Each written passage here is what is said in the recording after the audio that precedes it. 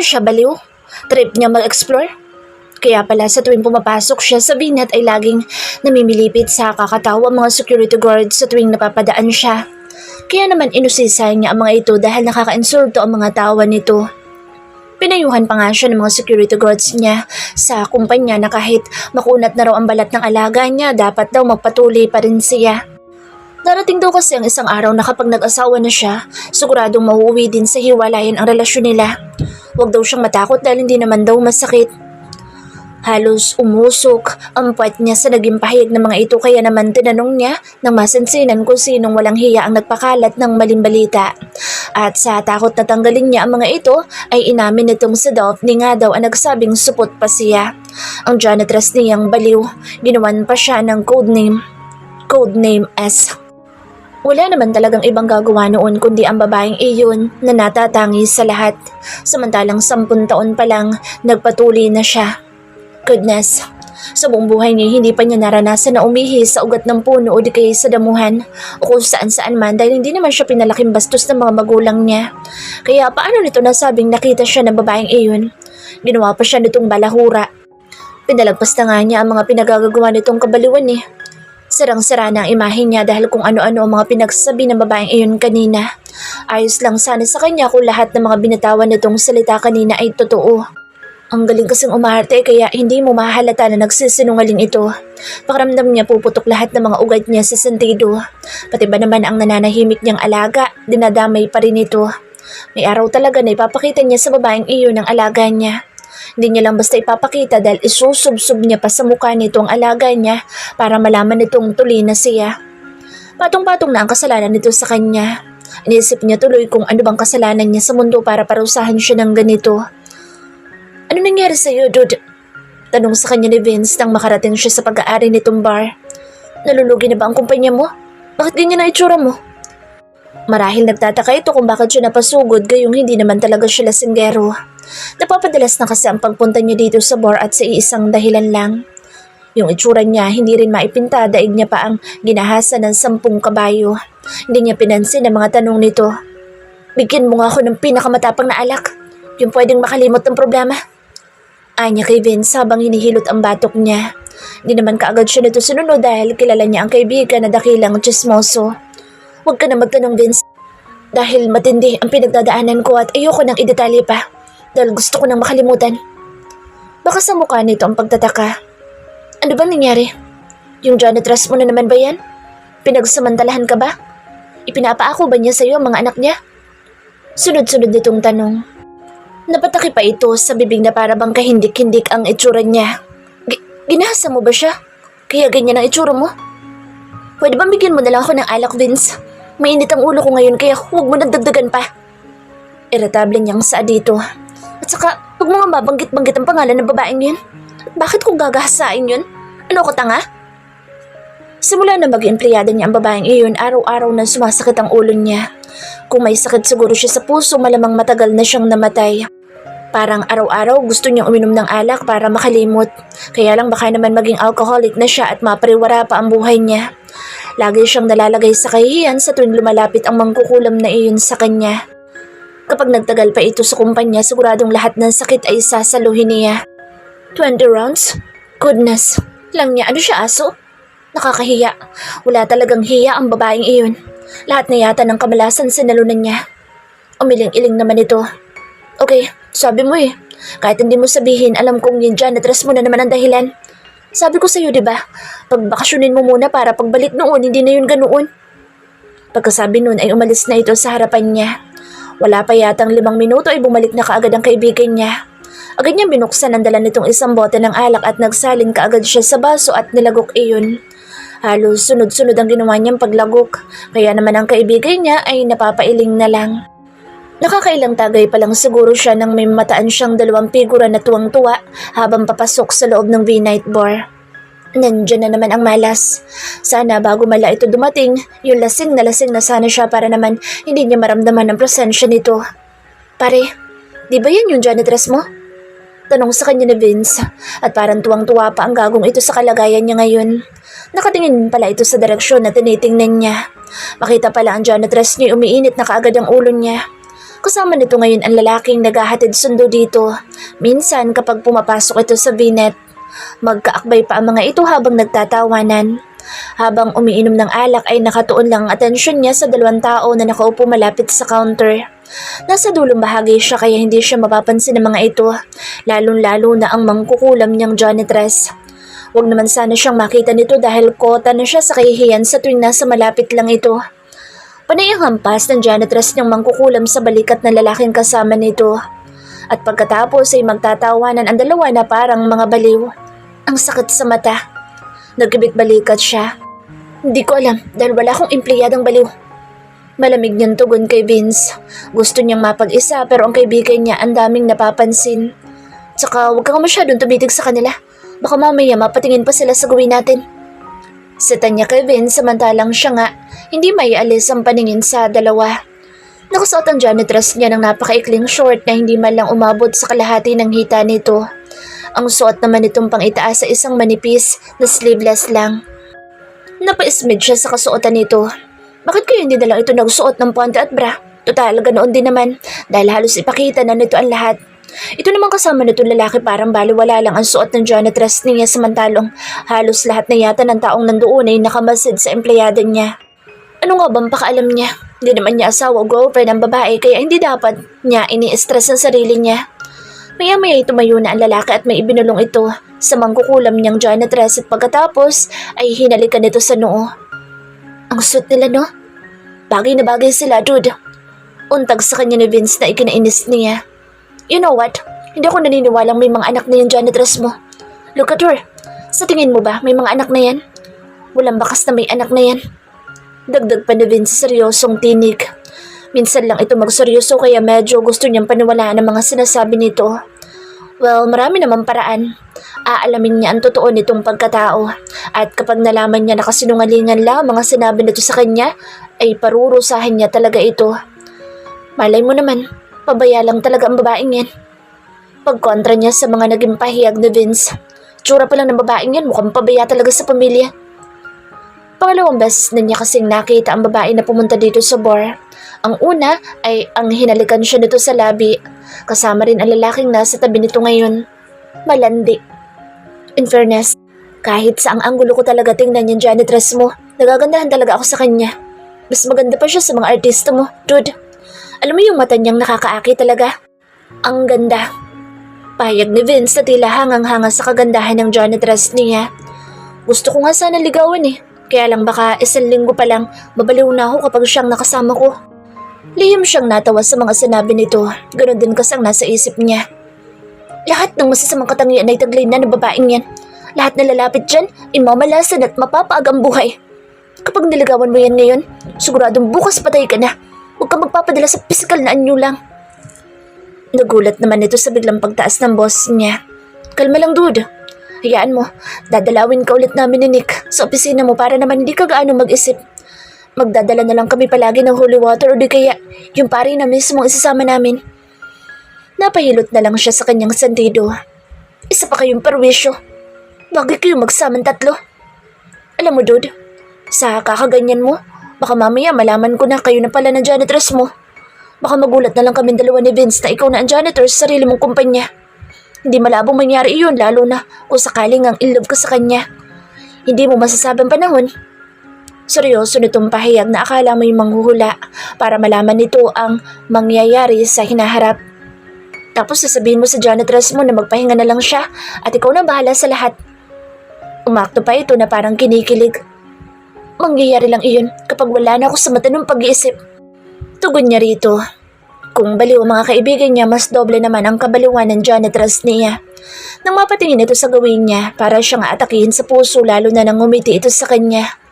Langya, huwag kang lalapit sa akin, utang na loob. Ulit-ulit niyang sambit.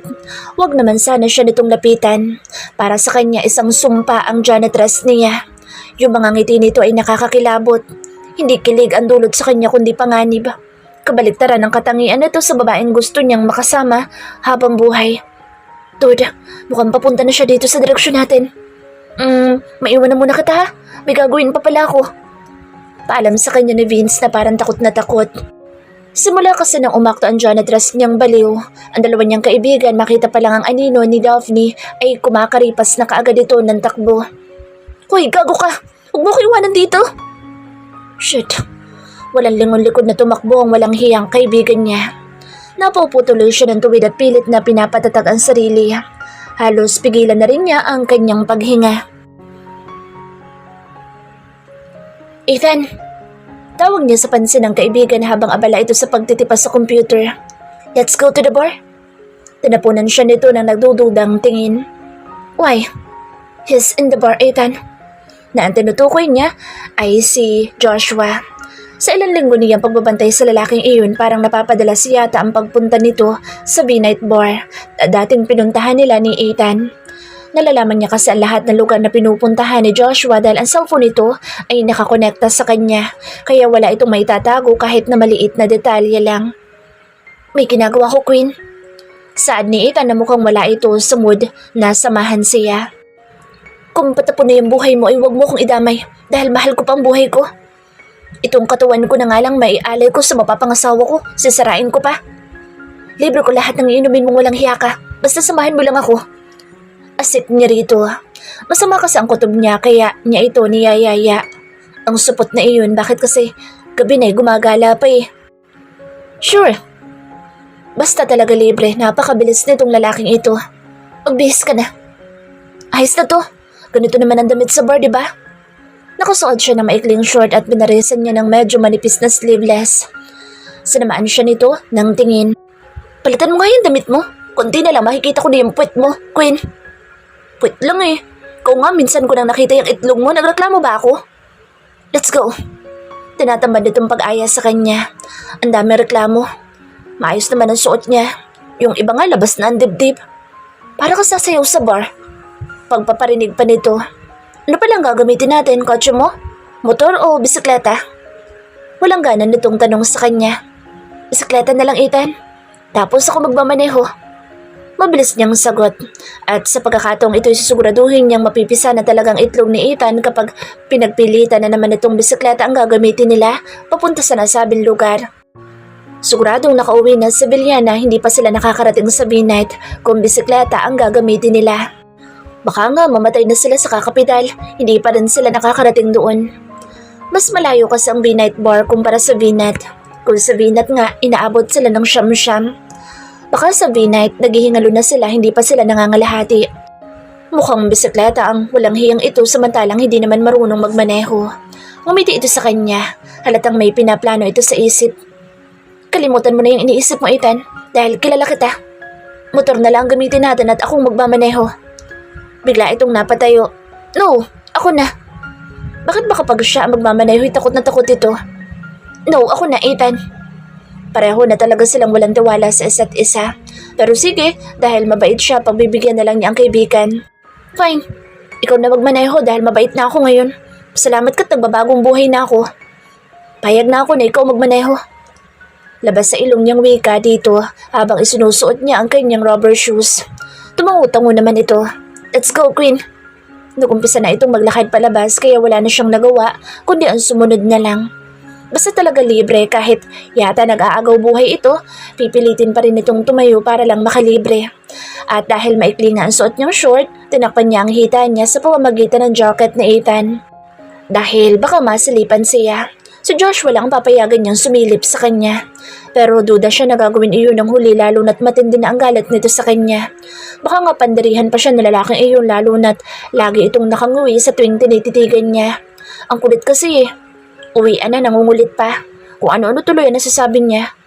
Wala pa isang oras, nakarating na kaagad sila ni Ethan sa B-Night Bar. Pero bago pumasok sa loob ng B-Night Bar ay hinawakan niya ang magkabilang balikat ni Ethan. Tinapunan naman siya nito ng nagtatakang tingin. Bakit? Seryosong tanong ng kaibigan niya. Ethan, mahal mo ko, di ba? Nagpa-cute pa siya sa kaibigan. Meron kasi siyang pabor na hihingin dito. Medyo.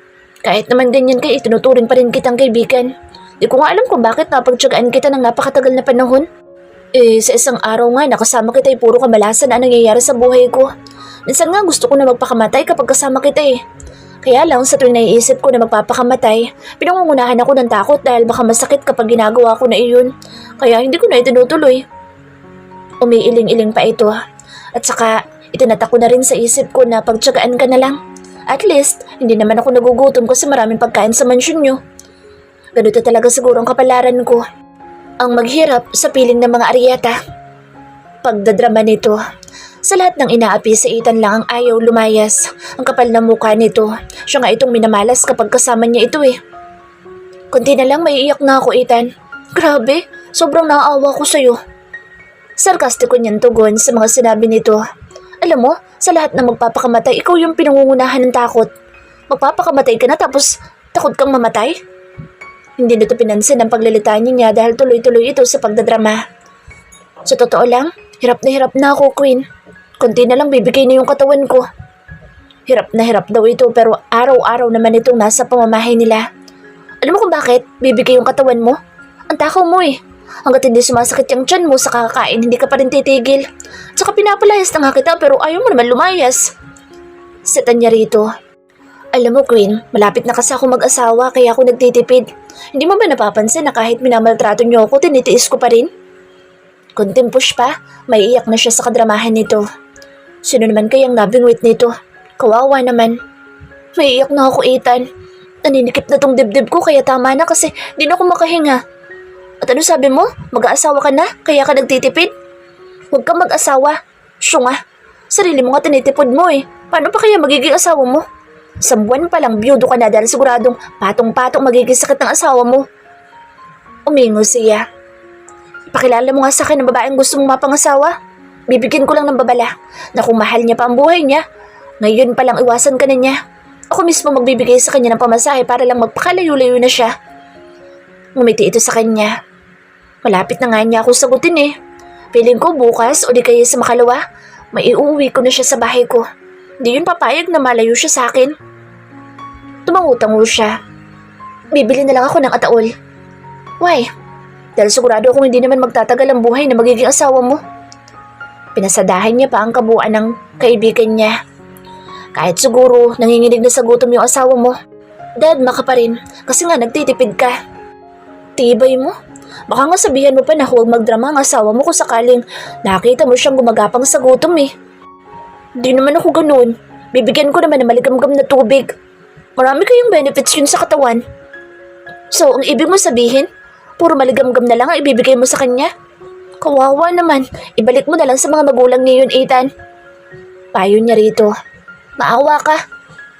Lahat kaya namin lampasan basta nagmamahalan kami. Busog man kami o gutom. Basta may tubig, mabubuhay kami, Queen. Kung ako sa'yo, Ethan, lunurin mo na lang siya ng diretso para matapos ng paghihirap niya. Ganoon din naman ka sa mangyayari sa kanya, kaya huwag mo nang patagalin pa. Payo niya sa kuripot niyang kaibigan. Kaya nga kapag may pinabibili ito sa kanya, triple ang singil niya dahil ubo dito ng kaswapangan. May sasabihin pa naman sana siya kay Ethan kaya lang nawalan na siya ng gana. Nagdrama na kasi ito. Ang pangit maging artista, hindi bagay. Naalala niya tuloy si Joshua. Parang lahat ng ginagawa niya sa lalaki ay bumabalik sa kanya sa pamamagitan ni Ethan. Dahil nawalan na siya ng gana, nauna na siyang naglakad kay Ethan at nakasunod naman ito sa kanya. Parang baliw ito na panay ang salita kahit wala namang kausap. Lahat naman, ibubuhos ko sa kanya. Mamahalin ko siya ng buong buo, kaya ayos lang kahit magutom siya sa piling ko. Nito na para bang sinasabi nito na ayos lang kung magutom ang babae basta mahal nito iyon. Ang pangit magmahal ng kaibigan niya. Hindi niya lang ito pinansin dahil baka mabaliw pa siya. Pagpasok nila sa V-Night Bar ay ginala niya ang paningin sa paligid. Kitang-kita na niya kaagad kung saan nakapwesto si Joshua. Kausap nito ang isa sa mga kaibigan nitong laging may daladalang prutas sa tuwing pumupunta ito sa opisina nito.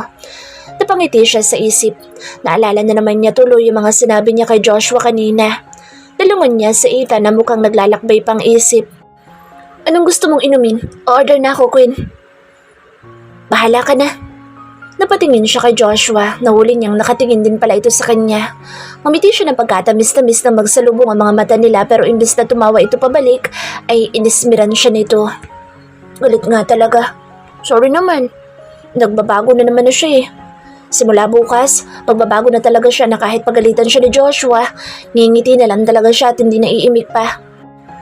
Habang tumatagay si Ethan ay siya na may nakatuon lang ang pansin kay Joshua.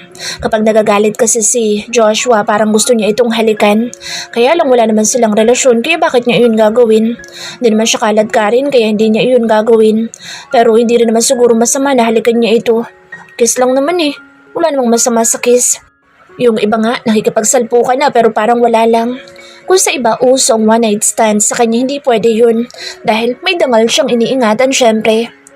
Kanina niya pahawak-hawak ang isang baso na may lamang alak pero hindi niya pa iyon nababawasan. Bawat taong lumalapit kasi kay Joshua ay mariin niyang pinagmamasdan. He's cute. Alam niyang galit ito dahil sa mga pinagsasabi niya kanina. Para itong babae na nagtatampo dahil hindi napagbigyan sa gusto. May pairap-irap ang nalalaman. Pwede naman kasi siya nito ipatawag na lang sa opisina para kumprontahin sa nalaman nito. Kung bakit ba naman kasi kung kailan uwian saka naman ito lagong sumusulpot. Kada magsasalubong ang tingin nila ni Joshua ay matamis niya itong iningitian.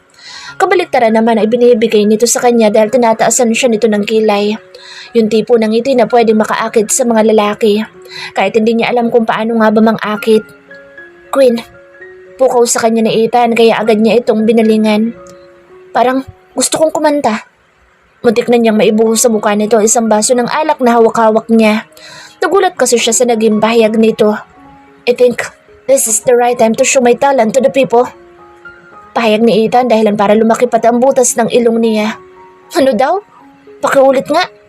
Langiya, yung talent na sinasabi yata nito, yung minsan na niyang nasaksihan.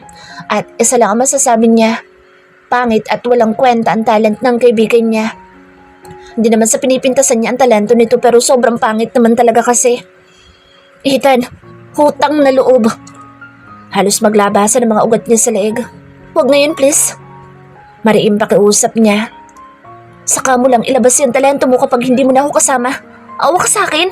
Ayoko mapaaway na dahil sa talento mo na gusto mo ibahagi sa iba. Sa totoo lang hindi naman ka bahagi. Bakit ka naman mapapaaway? Nagtanong pa talaga. Ano sa tingin mo? Balik niyan tanong dito. Di ko alam. Kaya nga tinatanong kita eh. Ang slow. Walang iyang to. Napabugas siya ng hangin na halos sunod-sunod. Taig niya pa ang naninigarilyo. Sigurado ako, Ethan. Unang buka pa lang ng bibig mo, babatuhin ka na ng bote ng mga tao dito. At kapag nangyari iyon, sa tingin mo ba hindi kita tutulungan? Para siyang may kasamang baliw ngayon. Kaya nga ipinapaliwanag ko sa iyo na kung ano man ang sinasabi mong talent mo, ilihim mo na lang ha. Isama mo na rin hanggang sa hukay mo kung maaari. Tila nalungkot naman ito sa mga sinabi niya. Ang lakas ng loob nitong malungkot, akala mo talaga may natatanging talento. At anong gagawin nito sa stage? Alulong na parang aso? Narinig na niyang kumanta ang walang hiyang ito, para itong kambing na inaanod ng baha. Mag-ensayo ka muna ng mga 20 years saka mo ipakita yung sinasabi mong talento. Kung meron man. Ay mali, gawin mo na palang 50 years, Ethan. Seryoso niyang pahayag. Siguro naman sa 50 years na pag-ensayo mo kahit papaano, gumanda naman siguro yung boses mo. Inilapag niya na muna sa lamesa ang hawak niyang baso na may laman na alak. Baka kasi maibuhos niya talaga sa pagmumukha nito eh. I thought, you're my number one fan, Queen. Ano to sa malungkot na boses na akala mo'y katapusan na ng lahat. Parang lahat ng ginagawa niya kay Joshua, bumabalik sa kanya kapag si Ethan talaga ang kasama niya. Sukdulan kasi ang kabaliwan nito. Alam mo Ethan, huwag ka magdrama. Gusto ko lang naman na iligtas ka sa kahihiyan ha. Kung hindi ka nahihiya ako, oo. Wala akong tiwala sa talento mo kasi sobrang pangit talaga. At kung sakali man nasasali ka sa singing contest, hindi ka pa nakakatapak sa stage. Sasabihin ko na kaagad sa mga hurado na nagtitrip ka lang para ma-out ka na agad-agad. Ganun kakalaga sa akin, Ethan. Ayoko maglakbay ka pa ng malayo kung pagdating sa duloy bagsak ka rin naman. Mahaba niyang paliwanag sa kaibigan. Baka sakaling magising ito sa naiisip nitong kabaluan. Fine. Tila tanggap nito ang mga sinabi niya. Sa dancing na lang ako sasali. Umirap siya dito. Ganun din yun, Ethan. Kung ako sa'yo, matulog ka na lang. Hindi ka pa napagod. Paliwanag niya rito. Nakita na kitang sumayaw, Ethan. Para kang kalabaw na hinahampas ng kahoy. Ang pangit talaga. Sobrang pangit ng mga sinasabi mong talento mo dahil para sa akin, hindi talento ang mga yun. Ano kayang nakain ng gagong ito at gustong kumanta ngayong gabi? Mamamatay na kaya si Ethan? Papayagan niya lang itong kumanta sa stage kung naghihingalo na ang walang hiyang ito. Kung huling araw na nito sa mundo, baka pumayag pa siya. Pero ngayon, Never. Alam mo, imbis na palakasin mo ang loob ko, parang ikaw pa yung nagdadam sa akin, Queen. Maktol nito na akala may pinagdamutan siya ng isang bagay na gusto-gusto nitong makamtan. Ayoko nga palakasin ang loob mo kasi ayoko kitang mapahiya. Kaya nga pinapayuhan kita na matulog ka na lang eh. Ngayon, kung gusto mo talagang kumanta, umuwi ka sa bahay mo at doon ka magnangaw-ngaw. Huwag dito, Ethan. Pakiusap lang. Pinalakahan siya nito ng mata. Kahit sabihin na natin na pangit talagang talento ko, dapat pinapalakas mo pa rin itong loob ko. Kaibigan mo ako, Queen. At hindi ko sino lang. Or best friends. Tibay ng mukha. Umaapaw sa self-confidence. Paano ko nga palalakasin ang loob mo? Wala ka naman talagang talento. Saktan kaya kita. Kung pangarap mo maging singer or dancer, sigurado kung senior citizen ka na, wala ka pang naipapanalo. Kaya kung ano man ang pangarap mo, Ethan, ngayon palang itigil mo na. Kahit magpagod ka, wala ka makakamit na panalo kahit isa. Lakas na loob mo kapag sabi ng talento daw ito. Utang na loob. Pumunta siya dito para bantayan si Joshua habang naglilibang at hindi para mapaaway. Matulog ka na lang, makakaipon ka pa ng muta. Nakapagpahinga ka na, hindi ka pa nakaperwisyo ng iba. Madalik silang magkaibigan kaya alam niyang wala itong natatanging kakayahan at kung meron man malamang wala yung kakwenta-kwenta. Pero gusto kong subukan, Queen. Bala ko kasi, kapag naligaw ako, haranahin ko siya. Yung manggagaling sa puso ko ang bawat linyang kakantahin ko para sa kanya. Alam mo yun? Ang kulit talaga ng lalaking to. Saan kaya ito nagmana? Marahas siyang napasabunod sa kanyang buhok. Mukhang makakalbo siya kapag tumagal pa ng ilang minuto na magkasama sila ni Ethan. Pakiramdam ko, unang linya pa lang ng kanta bibigay na siya. Kikiligin siya. Tapos, lalabasin na niya ako. Grabe, kinikilig ako, Queen. Dagdag pa nito na parang nababaliw na. Binatukan niya ito para magising sa katotohanan. Unang linya pa lang siguradong tatayo na mga balahibo ng babaeng kakantahan mo, Ethan. Hindi dahil sa maganda ang boses mo, kundi nakakakilabot. Pangalawa, lalabasin ka niya para habulin ang itak nang sa gano'y tumigil ka na sa pagkanta. Umuso ito sa kanya. Ikaw lang naman na nagsasabi niyan eh. Pero siya, sigurado akong kikiligin siya sa gagawin ko. Giit pa nito. Kung may isang tao man nakikiligin sa pagkanta nito, malamang bingi ang taong iyon. Dahil kahit umatungal si Ethan, hindi nito maririnig. Sana pala hindi na lang niya ito niyayang pumunta dito sa B-night. Sumakit lang tuloy ang ulo niya. Akala ko pa naman ikaw ang kahit sa isang tao na susuporta sa pangarap ko. Yun pala, ikaw pa nga hatak sa akin pababa. Dati ka nang nasa baba, Ethan. Di na kita kailangang hatakin pa. At saka, pwede ba? Manahimik ka na nga lang at tigilan mo ako dahil walang bakas na may talento ka. Sinunod naman ito ang sinabi niya at nanahimik na lang ito at umiinom na lang ng tahimik. Pinagpipilitan pa kasi may talento si Raulong ito. Ilang beses na niya itong narinig na kumanta sa mansyon nila. Kinalabutan pa nga siya nang minsang may narinig siyang umaalulong sa ilalim ng puno ng mangga. Yun pala si Ethan lang. May hawak pa ang gagong ito na gitara noong mga panahon na iyon. Kala mo aswang sa hating gabi na nagigitara pa. Pero wisyo, utasan ako sa bundok ito nakatira. Kahit maghapon at magdamag walang problema. Kahit naman hindi siya marunong kumanta at maggitara, alam naman niya ang pagkakaiba ng maganda at pangit. Langya, ang taong walang talento pero pinagpipilitan. Payagan mo na ako, Queen. Isang kanta lang, please. Ungot dito sa kanya at pinagdikit pa nito ang dalawang palad na akala mo'y nagdadasal. Pinitik niya ito sa noo. Kahit pa isang linya lang. Ethan, ayoko talaga. Kung ayaw mo magkaroon ng gulo dito sa bar, itigil mo yung talento mong bulok. Akmang magsasalita pa sana ito kaya lang tumunog ang cellphone nito.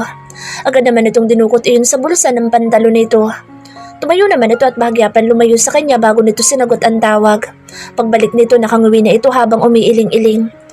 Nagtataka siyang nakamasid kay Ethan. May problema ba?